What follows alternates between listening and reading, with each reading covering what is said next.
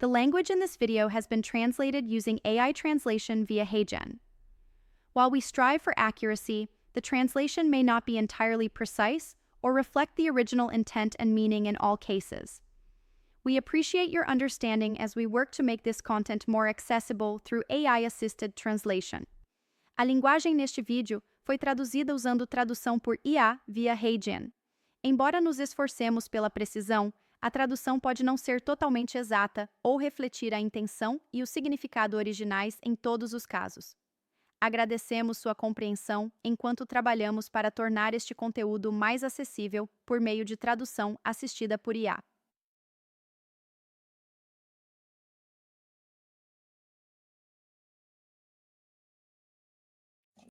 Olá, meu nome é Eric Jamoa.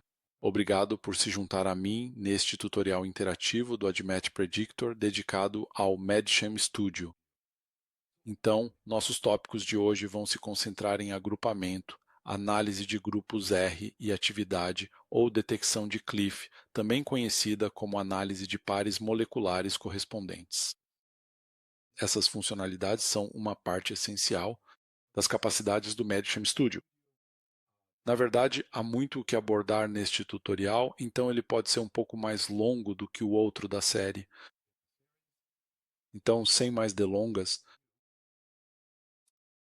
vamos começar e trabalhar com um conjunto de dados, que foi compartilhado conosco pela Edelris, uma empresa envolvida em memética topológica de produtos naturais muito interessante. Então, vou abrir um arquivo de 500 PO2, que novamente foi gentilmente compartilhado conosco. E neste caso, os identificadores dos compostos estão armazenados em um campo chamado EDX. Então vamos especificar o nome desse campo para importar nossos compostos. Como costuma acontecer no AdMatch Predictor, vamos calcular as propriedades AdMatch desses compostos. E então, em dados, calcular propriedades ADMatch, vamos prosseguir e calcular todas as propriedades ADMatch para esses 500 compostos. E como você sabe, o AdMatch Predictor é muito rápido, então levará apenas alguns segundos para obtermos essas propriedades para nós. Então, a primeira coisa que precisamos garantir é que a funcionalidade do MedChem Studio esteja realmente habilitada, que aqui é chamada de recursos MedChem. Se estiver, basta ir em Exibir e procurar por recursos MedChem. Se houver uma marca de seleção na frente, você deverá ver 5 abas na parte inferior da planilha, rotuladas como compostos, classes, tabelas R, pares e chaves. Se estiver desabilitado, então você verá apenas a aba Compostos. Então vamos aqui ativar essas funcionalidades. O que vamos fazer agora é, na verdade, agrupar esse conjunto de compostos em famílias químicas conhecidas como quimiotipos. E você pode fazer isso muito facilmente no Admin Predictor. A primeira coisa que gostaria de mostrar, porém, é que na aba de classes, neste exato momento, o que realmente temos é, na verdade, que cada composto individual está em uma classe própria e distinta. Ou seja, temos tantas classes quanto compostos. Então, temos 500 compostos na aba Compostos, mas também temos 500 classes na aba Aulas. Então, vamos voltar aos nossos compostos. E a forma de acessar os recursos de agrupamento é, em Química, basta ir em Gerar classes. E a opção padrão é usar Frameworks. No entanto, neste caso específico, nossos compostos foram realmente montados a partir de grupos NR centrais. Portanto, os sistemas ancorados em anel são, na verdade, uma opção mais adequada para eles. Na verdade, temos alguns núcleos altamente relacionados que foram usados como base para montar esses 500 compostos. Então, novamente, vamos escolher sistemas ancorados em anel aqui, porque eles realmente foram montados fundamentalmente como um sistema do tipo CO1R. Portanto, usaremos essa opção e o que o software faz é realizar algumas tarefas.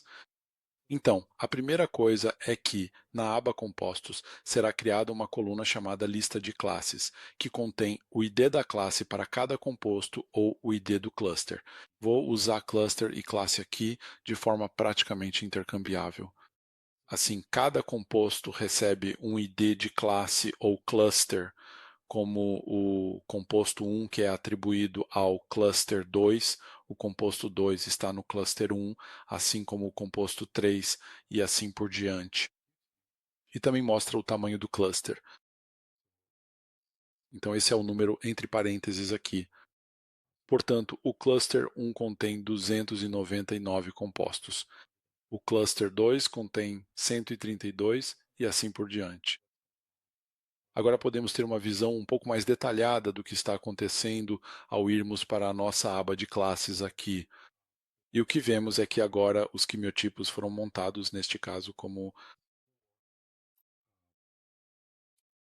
4 quimiotipos diferentes. E o que vemos é que nas classes 1 e 4 temos o que poderíamos chamar de período-oxicipinonas regulares e nas classes 2 e 3 temos aqui os análogos sulfonamidas. Outra coisa que observamos é que então identificamos nossas 4 classes e o software também nos forneceu o tamanho de cada classe ou cluster. O cluster 1 tem 299 moléculas, o cluster 2 tem 132 moléculas, o cluster 3 tem 59 e o cluster 4 tem 10. Então, outra coisa que observamos é que o software realmente definiu essas classes. Praticamente da mesma forma que um químico teria feito, no sentido de que provavelmente alguém teria agrupado as período-oxicipinonas regulares juntas inicialmente e então talvez as dividido em duas classes separadas, dependendo da regiocomia do anel de piridina. Observe que temos aqui dois regioisômeros diferentes, com o nitrogênio posicionado aqui ou aqui, e então provavelmente inicialmente teria definido uma segunda classe de análogos de sulfonamida. Da mesma forma, isso teria criado uma dicotomia baseada na regioseletividade do anel de piridina,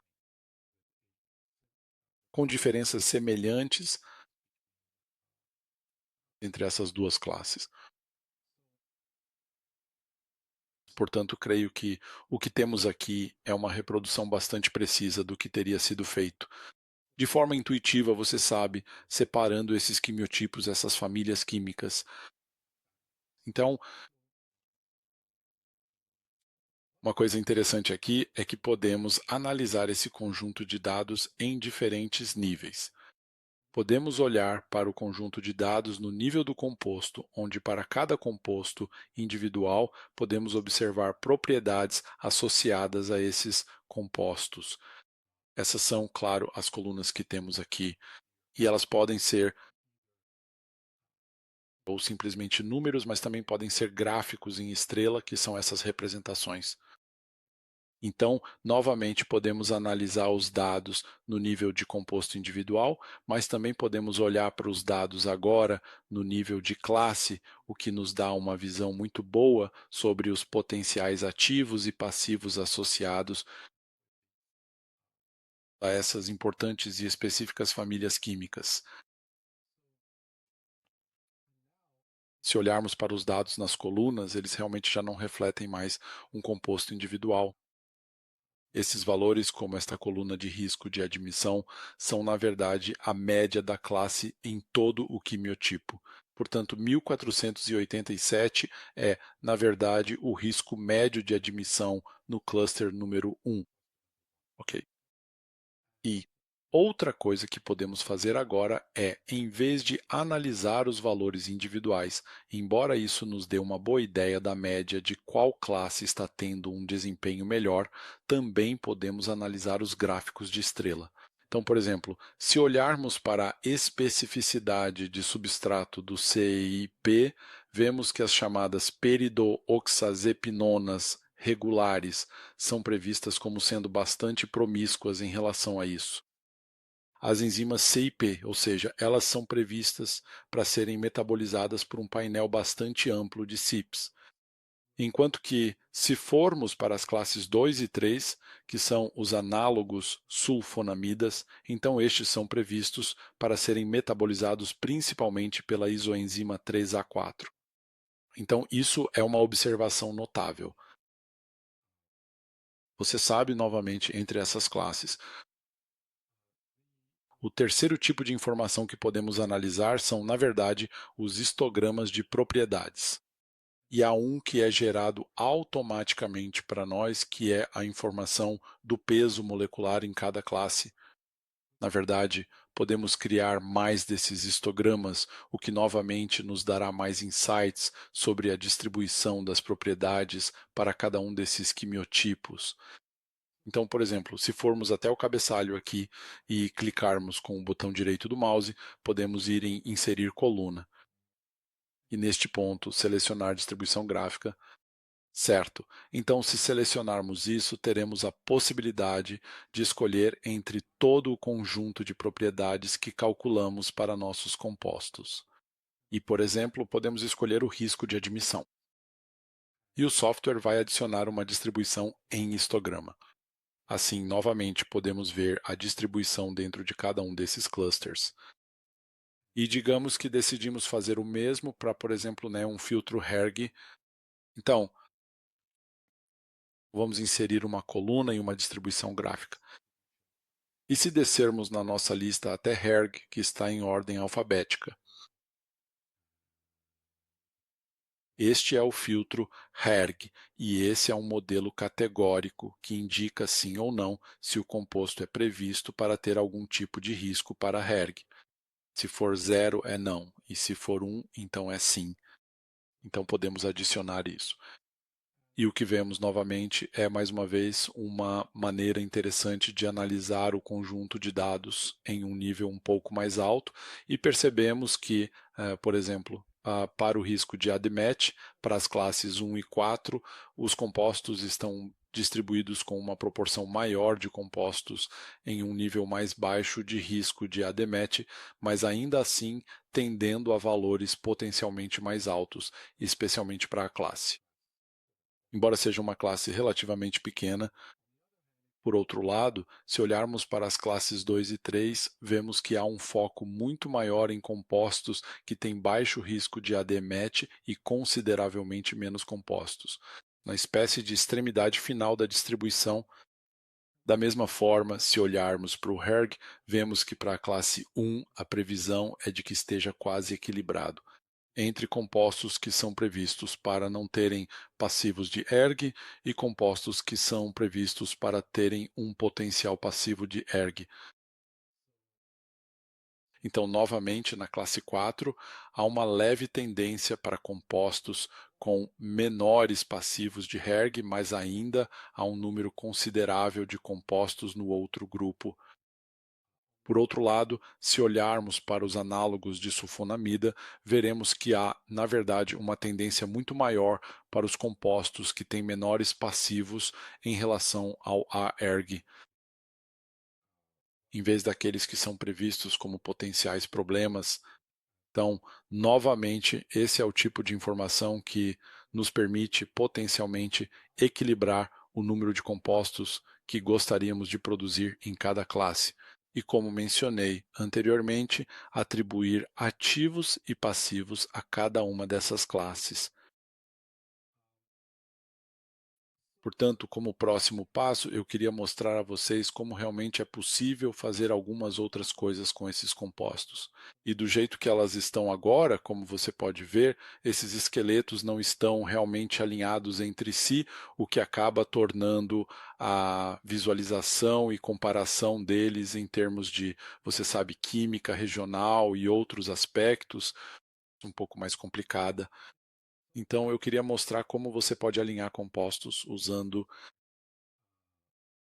uma combinação, na verdade, do MedChem Studio e do MedChem Designer. Então, o que vamos fazer aqui é levar essas 4 classes de compostos para o MedChem Designer.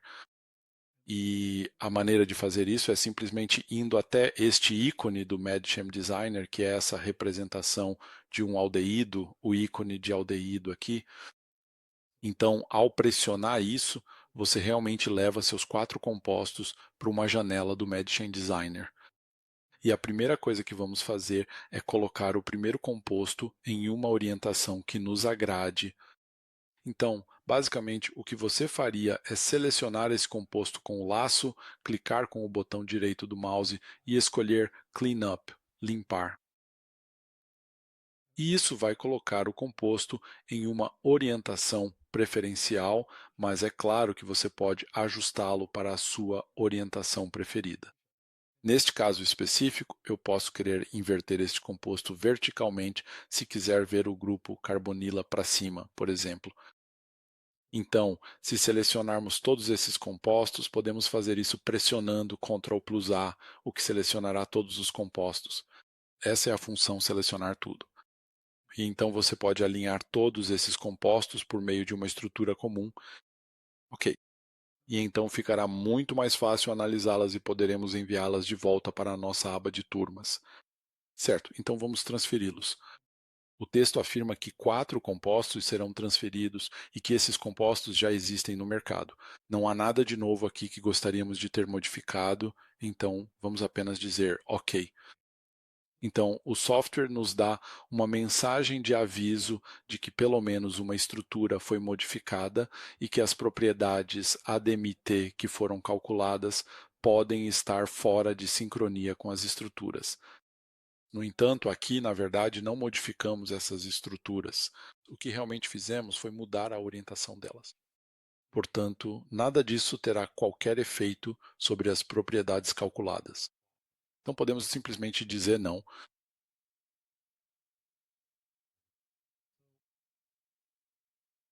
Agora fica muito mais fácil quando vamos para a aba de turmas realmente comparar. Esses quimiotipos e essas diferenças regiocímicas às quais eu me referi antes, entre as classes 1 e 4 e 2 e 3, ficam muito mais fáceis de enxergar. Agora alinhamos esses esqueletos uns com os outros. Perceba que se formos para a aba compostos, todos os compostos ainda não estão alinhados. Entre si, eles realmente estão na orientação em que foram inseridos ou desenhados pelo químico que os colocou ali. E claro, seria muito mais fácil olhar para esses compostos se os esqueletos estivessem na mesma orientação. E na verdade existe uma maneira muito fácil de fazer isso. Muito simplesmente, o que podemos fazer é ir para as nossas classes. A aba Classes e depois clicar nesta aba de compostos aqui e propagar esse alinhamento de volta para os compostos. E isso, na verdade, fará duas coisas. Ele irá alinhar cuidadosamente os compostos entre si, garantindo uma organização precisa, e também destacará o esqueleto principal em uma tonalidade azul vibrante, enquanto os grupos R, que são as cadeias laterais, ficarão claramente visíveis em preto. Então, novamente, isso torna muito mais fácil observar o núcleo e o motivo do grupo R do que da forma anterior como eles estavam desenhados. Esse tipo de alinhamento é, na verdade, algo que você pode fazer com bastante facilidade apenas no MedChem Designer. No entanto, você teria um limite de 100 compostos. Como você pode ver aqui, você tem um motivo de núcleo e grupo R. O próximo passo lógico é pensar: bem, eu realmente gostaria de ver uma decomposição de núcleo e grupo R para essas moléculas. A forma como essas séries de compostos foram inicialmente projetadas, e novamente isso é algo que você pode fazer com muita facilidade. Basta simplesmente destacar a classe 1, por exemplo, ou qualquer uma das classes, e selecionar a aba RTables aqui embaixo. E isso irá, de fato, desencadear a decomposição do grupo núcleo NR para essas moléculas. E outra coisa importante que você pode fazer é exibir as diversas propriedades detalhadas no analisador de grupo R ao lado de cada composto químico, Como você pode observar aqui, você pode analisar cada um individualmente, de forma detalhada. Para cada grupo R, por exemplo, para o grupo R1, você pode ver se tiver apenas um átomo de hidrogênio como substituinte, qual será a distribuição de propriedades, de certas propriedades para as outras combinações do grupo R com R1. E você pode fazer o mesmo com o grupo metil. Você pode fazer o mesmo para cada grupo R, o que é muito conveniente, mas você também pode fazer isso em combinação, certo? E agora você pode projetar, é claro, qualquer propriedade que tenha calculado anteriormente nesses gráficos. Então, por exemplo, se quisermos analisar nossa função composta de risco de admissão, basta selecionar Admit Risk. E você pode ver que para certas combinações de grupos R, por exemplo, aqui, para R, 1 igual a hidrogênio e R, 2 igual a benzila. Isso corresponde a 5 compostos, 4 dos quais têm valores baixos de risco de admissão e um que tem um valor alto de risco de admissão, cerca de 4,9.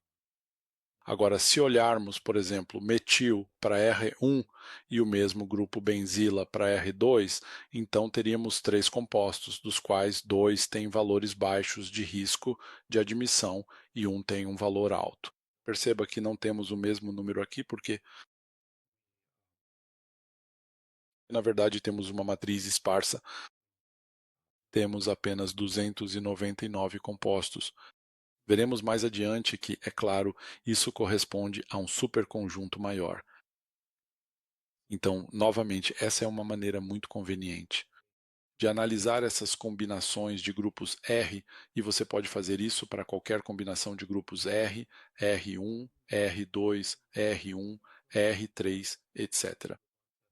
Se você quiser pegar aquelas que têm os maiores números, como R2, R4, basta selecionar isso e então você pode ver como a propriedade mapeada, que neste caso é o risco de admissão, ficaria nos compostos individuais resultantes, que neste caso é principalmente 1 ou 2, dependendo da combinação R1-R3.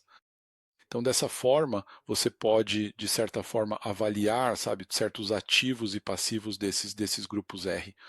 E, novamente, quero dizer, estamos olhando apenas para o risco de admissão aqui. Você poderia fazer isso para qualquer propriedade que queira investigar. Solubilidade. Ou, sabe, praticamente qualquer outra coisa que você possa calcular ou importar dentro do software. Então, uma das coisas com as quais eu gostaria de encerrar é o fato de que nós realmente nós temos uma matriz de grupos R, que neste caso específico corresponde a 299 compostos, que era a nossa classe 1, e esses são os compostos exemplificados. E isso foi extraído de um superconjunto maior, porque se você olhar para a matriz completa, que é 2 por 13 por 4 por 25, isso é uma matriz de, bem, 4 vezes. 25 é 100, vezes 13 é 1.300, vezes 2 é 2.600. Então, temos uma matriz completa de 2.600 produtos potenciais, que poderiam ser produzidos, é claro, assumindo que não haja conflito entre a introdução dos grupos R dentro da química que está sendo usada para montar esses compostos. Mas o que podemos fazer é realmente enumerar toda essa biblioteca de 2.600 compostos do superconjunto, se preferir, que poderiam ser potencialmente produzidos. Então vamos fazer isso agora mesmo. E é muito fácil. No menu suspenso das tabelas R, você pode selecionar a opção Explodir produtos. Basta especificar o nome do arquivo de saída. Então, por exemplo, vamos pegar compostos da classe 1, então podemos chamá-lo de classe 1. Underline full, porque é o conjunto completo de compostos. E 2.600, porque vamos obter 2.600 neste caso. Certo, e então realmente não precisamos exibi-los em uma nova janela, só queremos enumerá-los em um arquivo. Então basta pressionar OK e o software vai realmente explodir ou enumerar esse conjunto completo de produtos em um arquivo SDF. Então, novamente, há muitas coisas que você pode fazer aqui. Esta é apenas a primeira parte deste tutorial. Gostaria de te ver na parte 2, do outro lado disso, e mostrar o tipo de análise que você pode fazer com esse conjunto explodido. Então, obrigado pelo seu tempo. Voltamos já.